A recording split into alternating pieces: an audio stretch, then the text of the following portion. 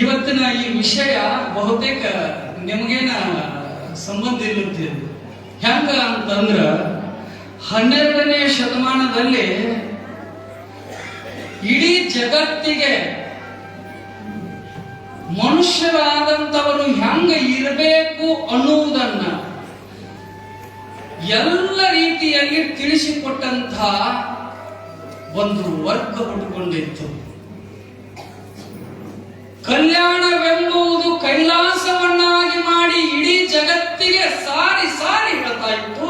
ಅಂಥ ಪುಣ್ಯ ಭೂಮಿಯಲ್ಲಿ ಜನಿಸಿದಂತ ನಿಮ್ಮೆಲ್ಲರ ಪಾದಕ್ಕೆ ನನ್ನೊಂದು ಶರಣ. ಏನು ಏನು ಎಂಥ ನಾಡು! ಒಬ್ಬರಲ್ಲ, ಇಬ್ಬರಲ್ಲ, ಮೂರಲ್ಲ, 10 ಅಲ್ಲ, 20 ಅಲ್ಲ, 770 ಅಮರಗಣಗಳನ್ನು ಹುಟ್ಟಿ ಹಾಕ್ತು ಬಸವ ಕಲ್ಯಾಣ.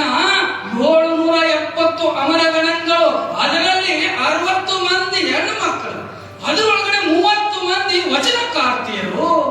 ಏನಿದು ಎಂತದ್ದು! ಈಗಿನ ಕಾಲನಾಗ ಏನಿ ಹುಡುಕಾಡಿದ್ರು ಒಬ್ರು ಆತ್ಮ ಸಾಕ್ಷಾತ್ಕಾರ ಮಾಡ್ಕೊಂಡವ್ರು ಸಿಗುವುದಿಲ್ಲ. ಆದ್ರೆ 12ನೇ ಶತಮಾನದೊಳಗಡೆ ಆತ್ಮ ಸಾಕ್ಷಾತ್ಕಾರವನ್ನು ಮಾಡ್ಕೊಂಡವ್ರು ಒಬ್ರಲ್ಲ, ಇಬ್ರಲ್ಲ, 770 ಅಮರಗಳನ್ನು.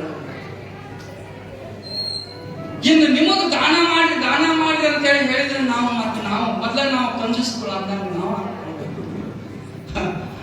ಆದ್ರೂ ಯಾಕಿದ್ರು ಅಕ್ಕೋಳಿ ಇಟ್ಟಾರು ಅಂತಂದ ಹಗಲೆಲ್ಲ ತಿಕ್ಕಬೇಕ್ರಿ ಬಲಿ ಅಂತಲೇ ನಿಮ್ಮ ಮ್ಯಾಲ ಬಿದ್ದಿರ್ತೈತೆ ಅದನ್ನ ಹಗಲೆಲ್ಲ ತಿಕ್ಕಿ ಗ್ಯಾಸ್ ಅದನ್ನ ತಿಕ್ಕಿ ಬರ್ಸಕತ್ತಾರ ನೋಡ್ರಿ. ಒಂದ್ ತಿಕ್ಕಿ ಸ್ವಚ್ಛ ಮಾಡ್ತೀವಿ ನಾವು ಹಗಲೆಲ್ಲ. ಒಂದು ದಿನ ಬಿಟ್ರು ಬೆಳಗ್ಗೆ ಎದ್ದ ತಕ್ಷಣ ಮತ್ತೆ ಸ್ವಚ್ಛ ಮಾಡಿ. ಯಾಕ? ಜಿಟ್ಟು ಬಂದಿರ್ತದ. ಹಂಗ ಮಾಯಾ ಅನ್ನೋದು ನಮ್ ಒಳಗಡೆ ವಿಕ್ಷೇಪ ಮದದೋಷಗಳು ನಮ್ಮನ್ನ ಆವರಿಸಿಕೊಂಡ ಅವರನ್ನ ದೋಷ ಆಗಿರ್ತದ. ಅದನ್ನ ಹಗಲೆಲ್ಲ ತೊಳೆಯೋದ್ರ ಸಂಬಂಧ ಇವತ್ತು ಈ ವಿಷಯ ಇಟ್ಟಿದ್ದಾರೆ. ಹಿಂಗೆಲ್ಲ ಶರಣರ ಸಮೂಹದೊಳಗಡೆ ಅವರಿಗೆ ತಾಯಿ ನಿಮ್ಮ ಯುದ್ಧಕ್ಕೆ ಎಲ್ಲ ತಗೊಂಡು ಬಂದು ದಾನ ಮಾಡ್ರಿ ಅಂತೇಳಿ ಹೇಳುವುದಿಲ್ಲ. ಸೊಡನೆತ್ತೆ ತೀರಿದರೆ ಕೊಡನೆತ್ತೆ ಒಯ್ಬರೆ. ನೋಡ್ರಿ ಎಷ್ಟು ಚಂದ ಮಾತಾಡ್ ನೋಡ್ರಿ. ಇದ ದೀಪ ಹತ್ಯದ ಉರಿಯಾಕತ್ಯದ ಎಣ್ಣೆ ಆಗ್ಯದ, ಪಣತಿ ಒಳಗಡೆ ಎಣ್ಣೆ ಆಗ್ಯದಂತ. ಆ ಎಣ್ಣೆ ಒಳಗಡೆ ಎಷ್ಟ ಆ ಪಣತಿಗೆ ಬೇಕು ಅಟ್ಟ ಎಣ್ಣೆ ಹಾಕ್ಬೇಕು. ತಗೊಂಡು ಬಂದು ಕೊಡನೆತ್ತಿ ಕೊಡ ತುಂಬ್ಕೊಂಡು ಎಣ್ಣೆ ತುಂಬ್ಕೊಂಡು ಕೊಡ ತುಂಬ ಸುರುವಿರ ಕೊಡನೆತ್ತಿ ಒಯ್ಬರೆ. ದಾನ ಕೊಡಬೇಡ, ಕೊಡದೇ ಇರಬೇಡ, ಧರ್ಮ ಬಿಡಬೇಡ ಎಂದ ಸರ್ವಜ್ಞ.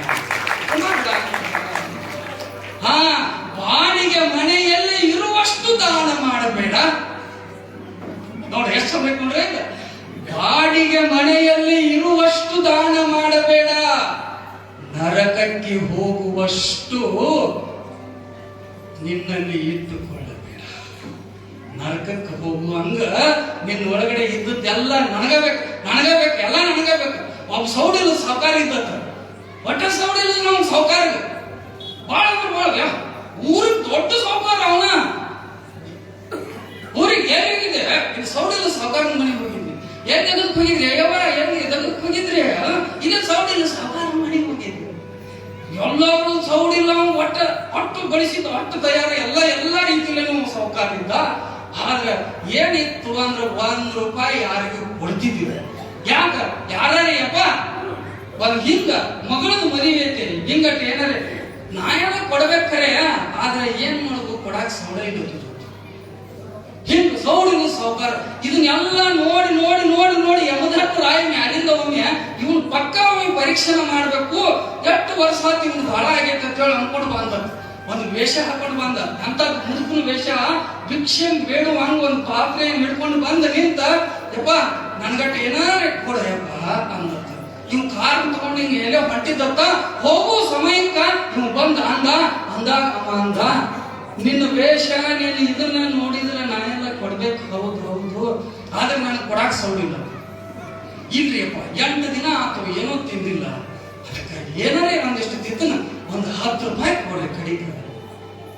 ನಿನ್ನ ನೋಡಿದ್ರೆ ಹೌದ ಹಸದು ಸಾಯವ ಗತೆ ಆಗೇದಿದ್ರೆ ಕೊಡಬೇಕು. ನೀನು ನೋಡಿದ್ರೆ ಆದ್ರ ಕೊಡಾಕ ಸೌಡಿಲ್ಲ. ಯಪ್ಪ ಹಂಗ ಮಾಡ್ಬೇಡ, ಕಡಿಗೆ ₹2 ಕೊಡ್ರಿ. ಒಂದು ಬಾಳೆ ಹಣ್ಣು ತಿದ್ದು ಅದಕ್ಕಾಗಿ ಕೊಡ್ರಿ, ₹2 ಕೊಡ್ರಿ ತಿಂದ.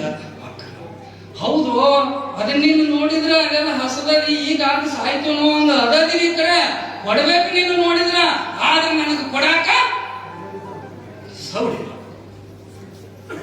ಅಂದ ಎಷ್ಟು ಹೋಗೋರಿದ್ರು ಕೊಡ್ಲಿಲ್ಲ. ಅವಾಗ ಇವ್ ಯಮ ಭಿಕ್ಷುಕ ಆಗಿದ್ಲ, ಅದನ್ನ ವೇಷ ತೆಗೆದ ಯಮಧರ್ಮ ಆಗಿ ನಿಂತತ್ತ.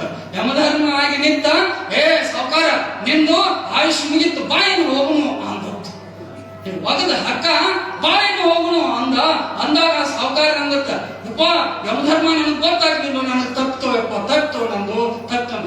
ಅದೇನಿಲ್ಲ, ಬಾಯಿ ಹೋಗುನು ಬಾಯಿನ. ಯಪ್ಪ ಇರಡಿಗೆ ನನಗ ಒಟ್ಟು 1 ತಾಸು ಟೈಮ್ ಕೊಡ, ಅಟ್ಟು ಬೇಡ 5 ನಿಮಿಷ ಟೈಮ್ ಕೊಡ. ಬಾಳ ಆಕೈತಂದ್ರ ಒಂದು ಫೋನ್ ಹಚ್ಚಿ ಮಾತಾಡ್ತಾನ, 1 ನಿಮಿಷ ಒಟ್ಟ ಫೋನ್ ಹಚ್ಚಿ ಮಾತಾಡ್ತಾನ. ಯಾಕಂದ್ರ ಯಾರ್ಯಾರಿಗೆ ಎಟ್ಟು ಕೊಟ್ಟನಿ, ಏನೇನ್ ಮಾಡೇನಿ ಎಲ್ಲ ಒಟ್ಟು ನನಗ ಗೊತ್ತೈತೆ.